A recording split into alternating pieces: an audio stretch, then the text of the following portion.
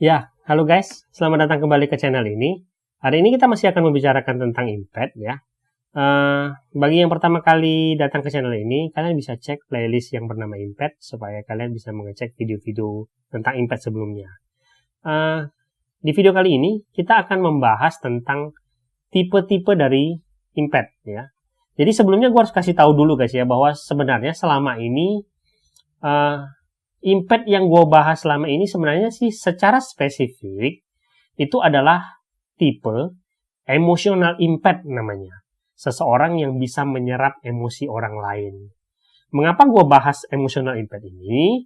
Karena emotional impact ini biasanya yang, kalau menurut pengamatan saya ya, itu biasanya yang memang paling banyak biasanya ada di sekitar kita. Dan selain itu ya karena gue adalah seorang emotional impact, jadi gue bisa bercerita sedikit lebih banyak lah ya tentang emotional impact ini. Nah, sebenarnya selain emotional impact ini ada jenis-jenis impact yang lain. Tapi gue mungkin tidak akan bisa bahas sangat-sangat detail karena gue sendiri harus tahu diri lah ya bahwa kalau gue hanya seorang emotional impact, gue nggak boleh terlalu sok tahu gitu ya tentang impact yang lain.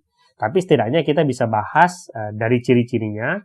Jadi kalau ada di antara kalian yang ngerasa bahwa mungkin saya adalah tipe impact yang ini, tipe impact yang ini gitu, kalian bisa meraba-raba lah, cari tahu. Oke, langsung aja ya.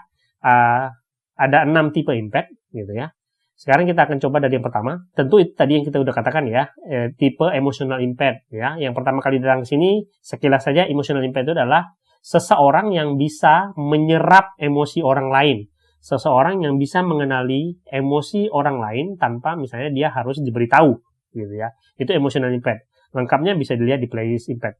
Nah, sekarang selain emotional impact ada juga yang kedua adalah physical impact namanya. Physical impact ini di mana seseorang bisa punya gift untuk merasakan atau mengetahui atau menganalisa keadaan fisik orang lain. Gitu ya. Dia bisa merasakan terutama ya fisik sakit dari fisik milik orang lain gitu.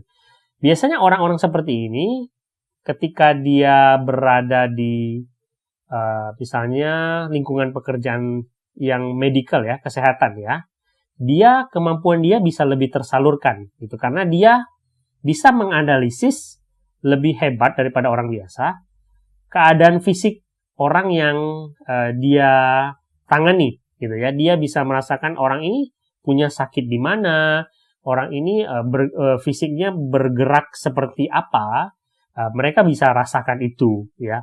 Orang-orang yang punya physical impact ini ketika dia nggak tahu gitu ya, mereka tuh bisa saja di kehidupan sehari-harinya kadang-kadang merasa kelelahan gitu ya, kadang-kadang mereka bisa merasakan tiba-tiba fisiknya itu merasa ngedrop gitu. Ini terjadi karena mereka secara nggak sadar gitu ya, mereka menyerap sakit fisik dari orang-orang sekitar dia. Itu kalau mereka misalnya nggak tahu tentang itu. Okay. Ada juga nomor 3 yang namanya geomantic impact. Okay. Geomantic impact ini gini guys, orang-orang yang punya koneksi dengan tempat-tempat di muka bumi ini. Bukan alam ya, bukan alam, tetapi tempat-tempat di muka bumi ini.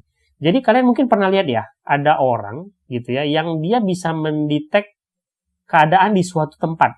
Ketika dia berada di suatu tempat, dia bisa merasakan bahwa tempat ini itu historinya seperti apa, dulu pernah terjadi apa di tempat ini gitu, auranya seperti apa. Biasanya orang-orang seperti ini memang mendeteksi tempat-tempat misalnya seperti tempat-tempat bersejarah gitu ya, tempat-tempat bersejarah, tempat-tempat ibadah gitu. Pokoknya lingkungan yang dulunya punya histori gitu ya, punya sejarah dan mereka bisa mendeteksi itu. Orang-orang geomantic impact ini memang punya kelebihan dan kekurangan ya. Dalam arti seperti ini. Ketika mereka misalnya pergi ke suatu tempat yang punya nilai histori di mana dulunya adalah tempat yang punya kenangan-kenangan indah, mereka akan merasakan energi positif kan di situ.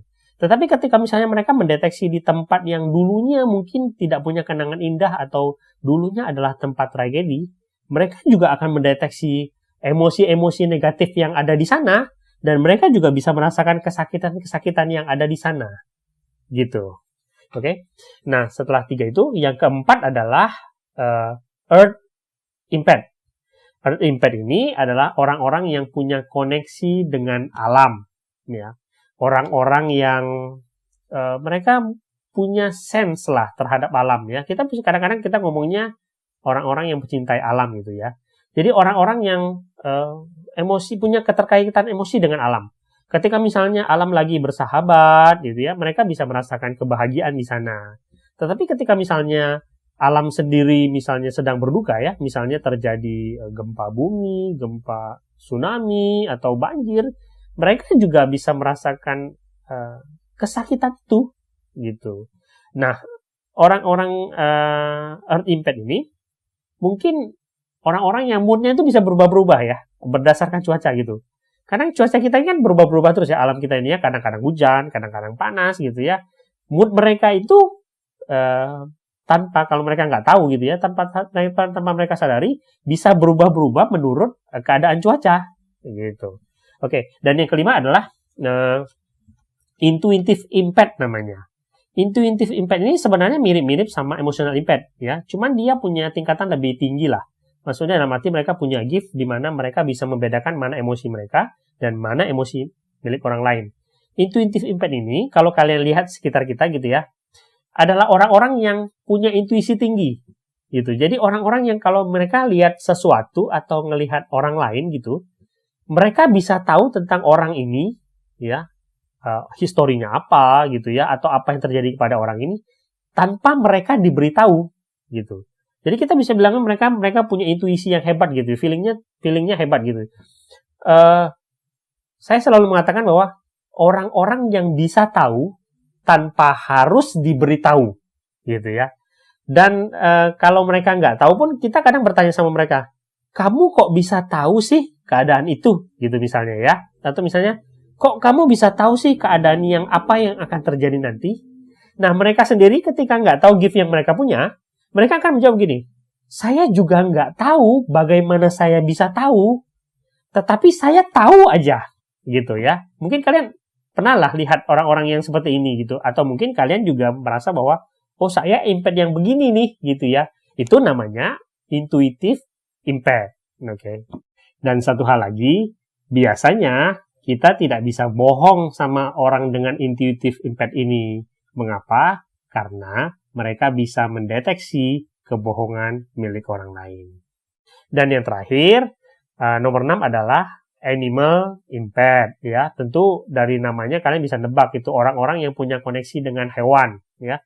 Orang-orang yang punya rasa empati sangat besar sama hewan. Orang-orang yang bisa merasakan emosi dari hewan. Orang-orang yang bisa tahu apa kebutuhan dari hewan ya. Orang-orang seperti ini mungkin kalian pasti juga pernah lihat gitu ya. Orang-orang yang juga merasa bahwa kalau misalnya hewan-hewan itu disakitin, mereka juga bisa merasakan hal yang sama. Punya koneksi yang sangat kuat ya, di mana ketika misalnya mereka ditinggalkan oleh hewan, mereka akan merasakan kesedihan yang mendalam. Orang biasa juga bisa merasakan kesedihan mendalam ketika mereka ditinggalkan hewan peliharaan. Tetapi orang-orang dengan animal impact ini biasanya punya kesedihan yang levelnya lebih tinggi gitu ya daripada orang-orang biasa. Kenapa? Ya karena mereka punya koneksi dengan hewan gitu.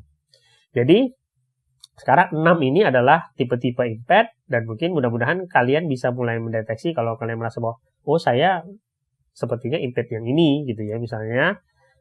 Mudah-mudahan video ini bisa membantu kalian lah untuk lebih tahu gitu tentang jenis impact apa yang kalian punya. Sampai jumpa di video selanjutnya.